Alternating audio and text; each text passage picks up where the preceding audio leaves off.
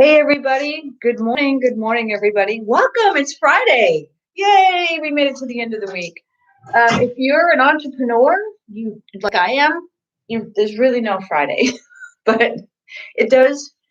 We do really kind of think about Friday in terms of Monday through Friday because we do our workout. But just wanted to welcome you all and thank you for being here with us. Are you tired? Because it's the end of the week. Well, too bad. No excuses. You're going to get up and do your workout and your warm up just like we are. And I just want to talk a little bit today about having fun. So, a lot of times I get really focused on goals, and usually because I make some big goals, so big, scary goals, and they can be, a little daunting because I usually tend to pick the big goals and go for the big gusto and all that, which is really cool. But then I tend to get really focused on it and forget that I need to integrate some fun into it and also learn how to have fun. I forget sometimes how to have real fun. It's hard for me to let go when I'm in that serious mode and I'm working towards my goals and I'm trying to get to certain places and I tend to stay serious all day long and all night long. And even if I'm trying to have fun, I still have really inside that serious mode. So I'm trying to let go a little bit and actually have some fun, joke around, laugh, integrate that type of thing into my seriousness as well, which is actually kind of difficult. So let me know if you have the same problem or challenge in terms of really focusing on your goals and not giving yourself enough grace to have some fun and put some entertainment into your world.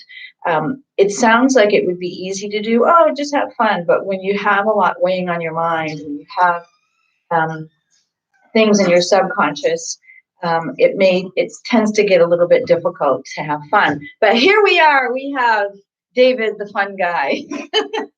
Here's the funny part. The fun guy. Well, David, not mushroom in this. David is really good.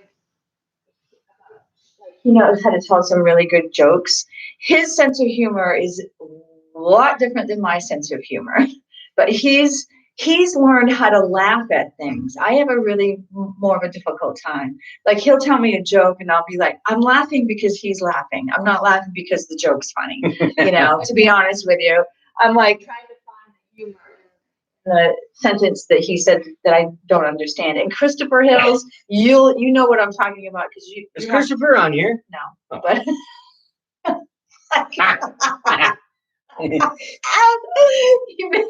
he may be.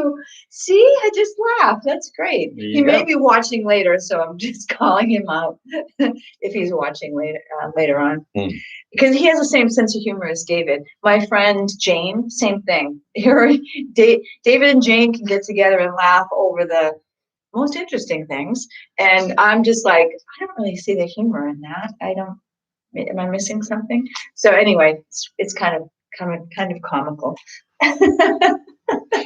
I'll try. So, let's see who's on board with us this morning. We have Mendy. Mendy, I love you. David, who is my photographer. David, are you and your wife still moving to Florida? Because I have a question. David and I need to have our photos taken. David owns Epic Eye Photography. He's in New Hampshire, and I've done some photography modeling for his photography business, and he's great. The problem is I keep moving further north. So I keep moving far away from him. So it's harder and harder to get together, but he's always been great over the years. I help him hone his skills. He helps me, and we've come out with some really cool pictures in the past. So David and I would like to get our photos done before you leave. So let me know if that's going to be possible. Anyway, who else? Who do we have on Instagram? We have Musa. We're doing well. Musa 6976. Type in your first name so I can call you by your first name. All I can see is your tagline. But anyway, we're so happy to have you here with us this Eva. Friday. Eva? Eva Voda. Eva! Oh, Eva. Beautiful Eva. Love you. Great to have you here this morning. We're laughing a lot right now today. So if you're tired because it's Friday, too bad. There's no excuses. We're going to work out this morning. We do take the weekend off. David is our kettlebell aficionado. So he's going to lead us in kettlebell warm up and training. So let's get going. Let's do it. All right, folks. I have my interesting colors on today. A little bit of earth tones today. Well, I don't know what this is. It kind of is an interesting color. I would never have picked this color, but I'm trying to get out of my black and stuff like that. And so I'm trying to expand my color.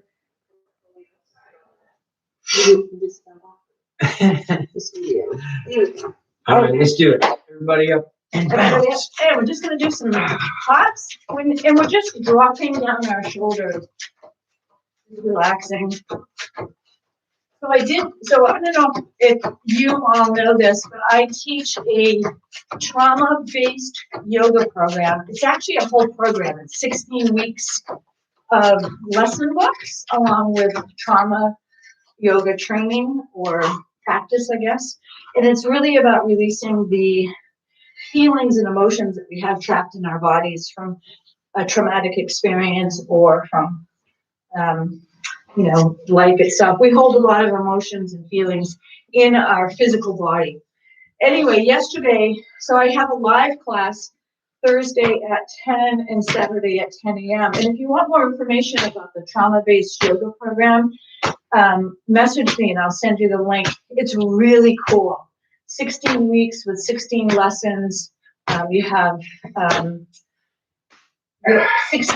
32 yoga practices that are recorded that I've done. And then we have 2 live trainings a week, Thursday at 10 a.m. Eastern Standard Time and Saturday at 10. And yesterday I tried something different with my class. And it was, we did some breathing breath work in the beginning. I showed them 2 different breath work exercises to get your body relaxed. And it's really about stress, maintaining stress level. If you're somewhere where you can't tune into my yoga or you can't pull up one of the practices, how do you handle stress on the go if you're having a trigger or having something happening in your life that you need to calm yourself down before you hurt yourself or somebody else? But I put on some music, and it was slow moving music. It's like this kind of slow music, really cool drum beat, slow music. And basically what I had them do is move to the music however their bodies felt. So you just go with the feeling of the inside of your body and move. You can either do it with your eyes closed or you could watch your hands move and your body move. It was amazing. It was really, really cool. Talk about relaxing and being able to connect with your physical body like that. You Dan.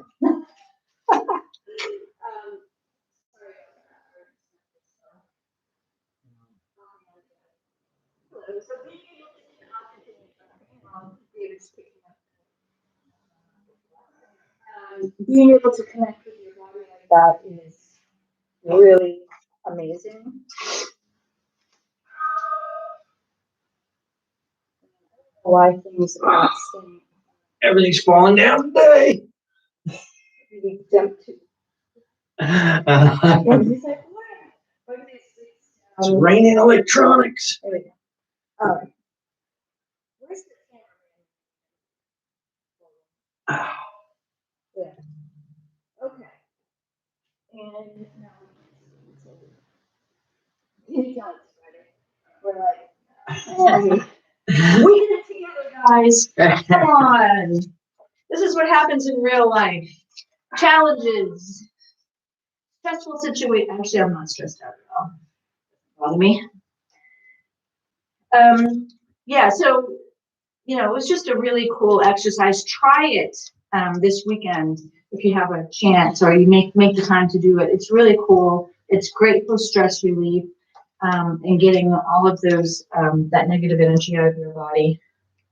And we've been doing the warm up while I've been talking. So That's okay. So one of the things that what I'd like to do today is the swing. okay. And I'd like to kind of go over a little bit of the swing form with you guys. I know we have a basic video on this, but I think it's some a good idea. of you guys haven't seen those. Yeah, there's So some new folks here. the swing is the basis of almost all of the kettlebell exercises. And the reason why is because it employs the core to make it actually happen. Resistance training has to happen and building your strength happens from the center of your body out to the periphery.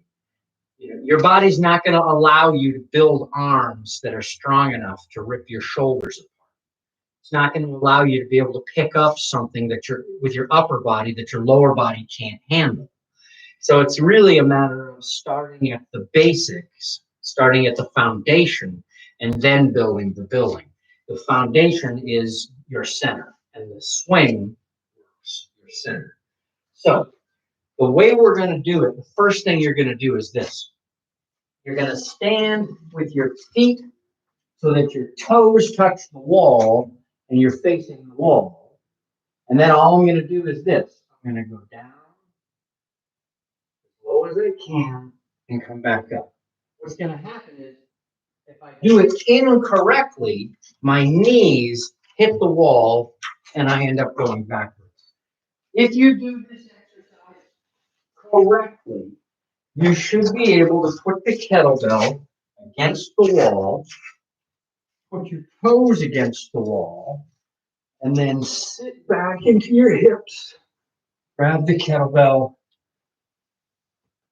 and be able to pick it up and put it down. Well, I have big toes, long toes, because I'm further away from the wall. So this is called a wall squat. So let's have Miss Kendra give this a try. Thanks. This is not an easy thing to do. Go ahead and put that right up to you. And if it doesn't work, you got it, you got it, you got it. You're almost there. There it is. Right? And the only way to do this successfully is if your knees don't go forward. So your knees have to stay where they are. Your hips go back, right? And you can pick it up, right? If you imagine the wall in front of me here, as long as my hips go back, I'm okay. If my knees come forward, it's not going to work. So now, let's have you turn sideways to the camera. So what a lot of people do incorrect. Go ahead and put your kettlebell down. Go down to the bottom of the swing position. At this point, the spine should still be curved in this fashion, right? This convex position. Concave position. If she bends her back the other way, this rounded back, this is where you're going to get injured. You must have this spine. And ultimately, if you stand against the wall for a minute. If Kendra stands with her back against the wall, she can feel her tailbone touch the wall, the mid-back touch the wall. You should also be able to have your head touch the wall. When you do that, this is where we're calling a straight spine. It still has a curve in the low back and a curve behind the neck. It makes an S. Right? That's its natural resting state position. So stand back and so from here, from tailbone to mid-back to the back of the head, this is the straight line. When she goes down to the bottom of the swing, that straight line remains. This is important. This is the key to the kettlebell swing. Now, go ahead and set that back down. So, to move the kettlebell, you do not use your arm. You want to imagine a swing set. This is what I like. If you're pushing somebody on a swing, you don't stop. You don't stand there and when they come to you, you stop them and then push, right? And you don't do the push all at once. This is the way you do it. You give them a little push, and then you back up. You wait till they get to you, and at the top of the swing, and they start to go back the other way. You push a little bit, and that adds to it. You sit back again, and they swing back, and you push. What I'm trying to say is this. If my legs are the swing set, my arm is the rope, and here's the person. It's a little push, a little push, a little push. Each push is the same amount of force, but it keeps getting higher because I'm adding to it, right? This is the way you want to think about your kettlebell swing, right? My hips are like the hands that push the swing.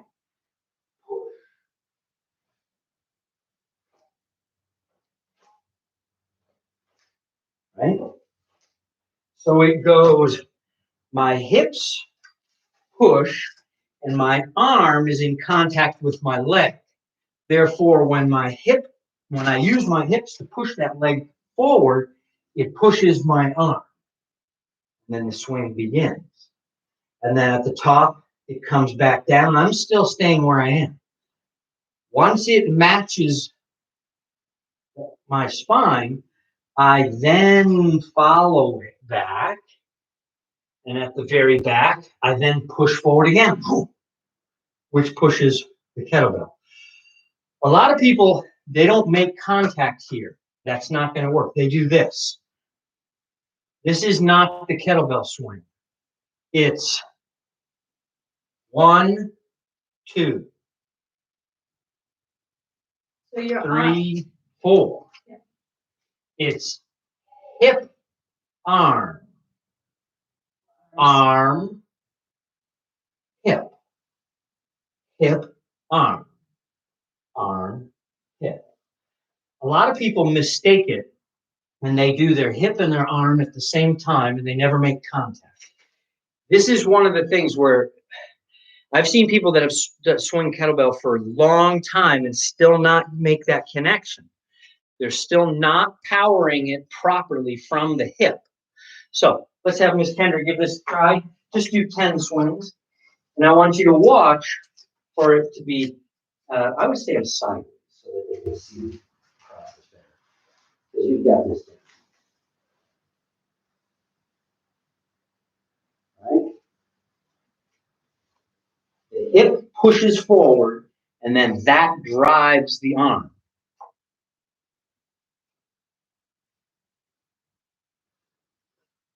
Beautiful. Now that same motion is what you use to power swinging it to the rack. It's the same motion that you use to power the press overhead.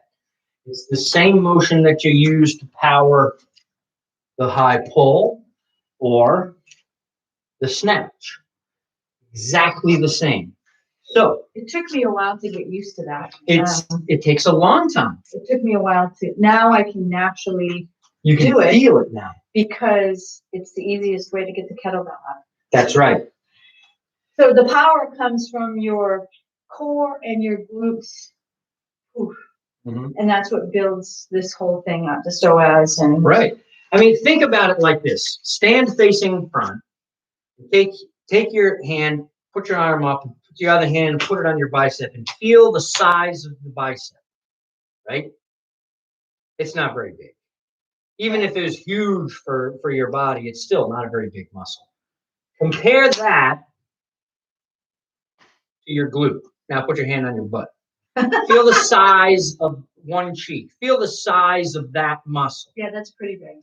Imagine if you were to take that And put it up and there. put it up there, how big your arm would be. You'd have an arm with this big. Hey, what are you trying to say about? What are you trying to say about my butt? What I'm trying to say is your butt is way more powerful than your arm. If you try to swing to the rack and press with your arm, it's going to wear out in no time compared to if you do it with your butt. So think with your butt. I think that's going to be the theme of the day. Think with your butt. Think with your butt. All right. So let's take our kettlebell, put it in front of us, and we're going to do some swings. Are you ready? Mm-hmm. We're going to do 100 swings. 208. 108 swings. 108 swings. Here we go. Get your kettlebells. Start with 2 hands. Here we go. 1, 2, 3, 4, 5, 6, 7. Now one-handed.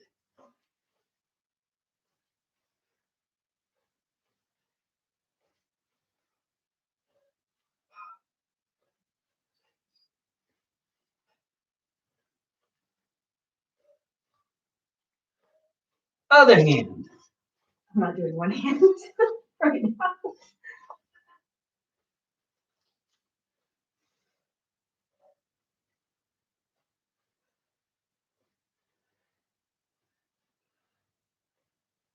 And alternate.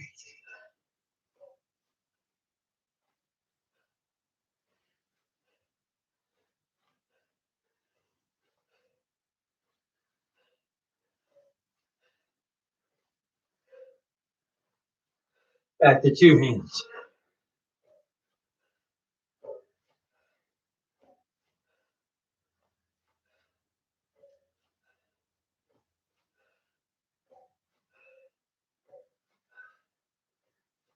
Swing up high.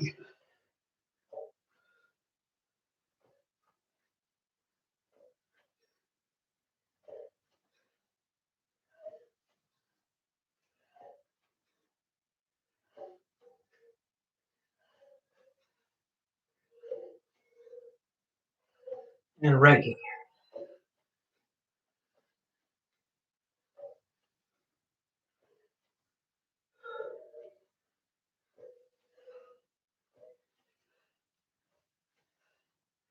That's 70.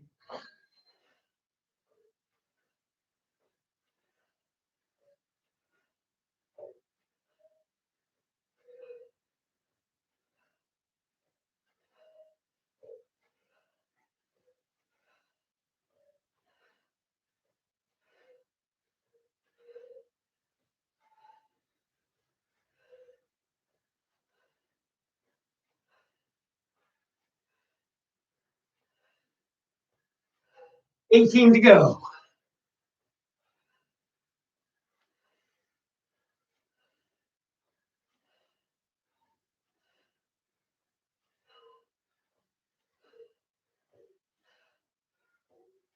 Eight more.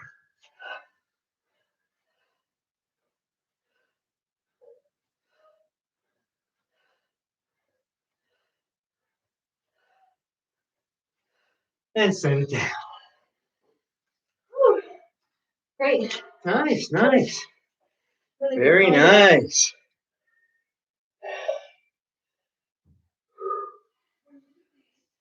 You can kind of assess what wears out first. In terms of it might be your cardio. It might be your glutes. Yeah. Something fails. Something fails first, so it kind of gives you an idea of where you're at. It's funny because when you see people swinging like that, you don't realize how much cardio is involved in that whole process. So it's really kind of cool. All right, what do you want to do next? All right, come on back. Let's slow down the cardio a bit, and we'll do some pressing overhead. Okay. What we're going to do is we're going to do 20 presses on each side, continuously. Now, what's going to happen here is this. The first 10, you're going to be able to do just fine. The second 10 on each side, that's where the challenge is going to be. You have to use your hips. If you try to do 20 presses with your arms, you're not going to make it. I have a question. Yeah. Are we doing 20, 1, 2, 3, 4, 5, 6, 7, 8, 9, 10, 20, and then 20? Exactly. Okay. 20 in a row with this hand, and then 20 in a row with this hand. And that's a little different than what we usually do. It's usually 10, 10. Yeah, or even 5, 5. Yeah. So this is going to really tax one arm at a time and push it. Here we go. Swing it to the rack. Use your hips. 1, Oh, 2, oops. I thought we were swinging in. 3, 4, 5, 6, 7, 8, 9. I don't know if I can do 20. It's okay. 10, 11, 12,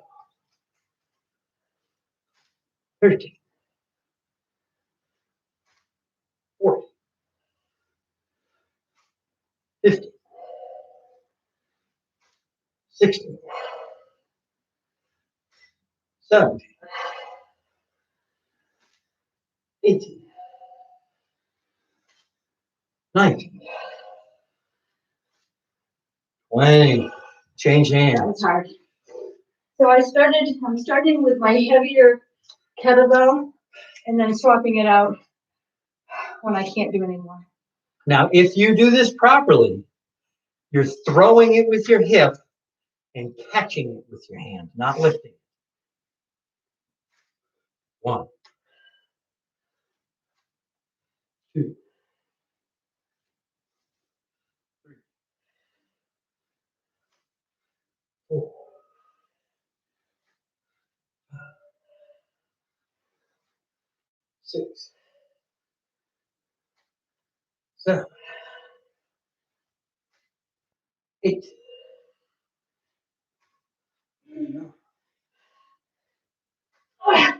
10,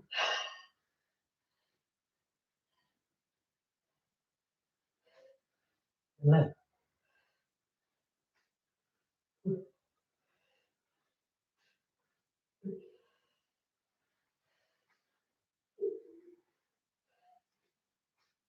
15,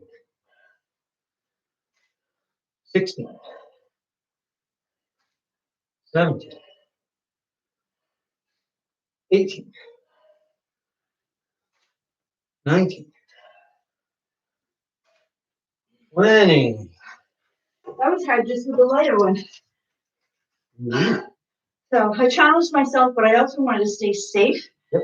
And I could tell that I couldn't go any further with the heavier one. So you want to be able to read your body that way. All right, guys. Okay, fantastic. I hope everybody has a fantastic day. It is Friday, the beginning of the weekend, so to speak. Hope you enjoy your weekend. Do something fun this weekend. Have some fun. We're going to be working and try to fit some fun in. It's Mother's Day weekend. If you have moms still around, don't forget to call them and go visit them. And if you're a mom, happy Mother's Day. Create your own life, create your own weekend. We are here to help you with that. We'll be here Monday morning, 6 a.m. bright and early, Eastern Standard Time. Have a fantastic weekend, everybody. Thank you so much for joining us. See you on Monday.